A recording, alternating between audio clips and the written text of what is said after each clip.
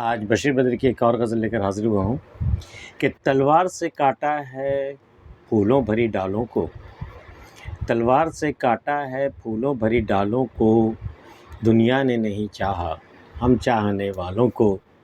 میں آگ تھا پھولوں میں تبدیل ہوا کیسے، بچوں کی طرح چوما اس نے میرے گالوں کو۔ اخلاق وفا چاہت سب قیمتی کپڑے ہیں، ہر روز نہ اڑا کر ان ریشمی شالوں کو۔ برسات کا موسم تو لہرانے کا موسم ہے، اڑنے دو ہواؤں میں بکھرے ہوئے بالوں کو۔ چڑیوں کے لیے چاول پودوں کے لیے پانی، تھوڑی سی محبت دے ہم چاہنے والوں کو۔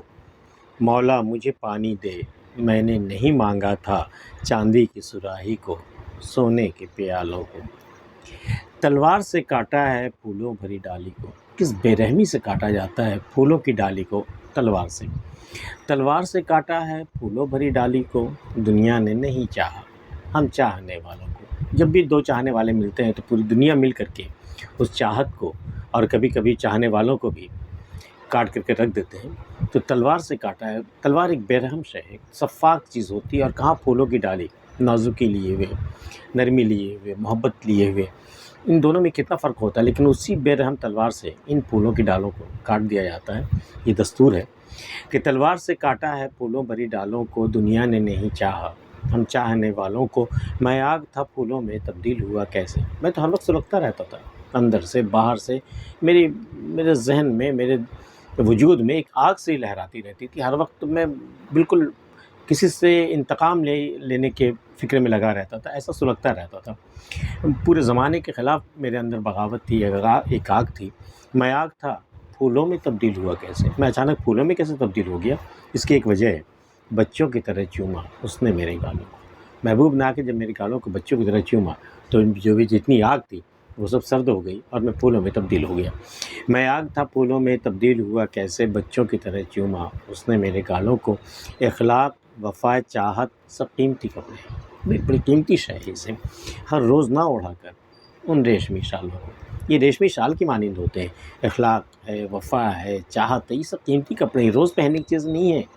یہ ادھڑ جائیں گے، یہ سارے، یہ شال بالکل بکھر جائے گی، مطلب پرانے ہو جائیں گے یہ شال، بالکل اس کا رنگ فیڈ ہو جائے گا، پھر یہ پہچان میں نہیں آئیں گے۔ اس لیے یہ سب چیزیں بچا کے اوکیزنلی اوڑھنے کی ہے۔ تو آپ ہر وقت اخلاق کا چولا مت پہنے رہیے، ہر وقت وفا مت اڑاتے رہیے، ہر وقت چاہت کا اظہار مت کرتے رہیے۔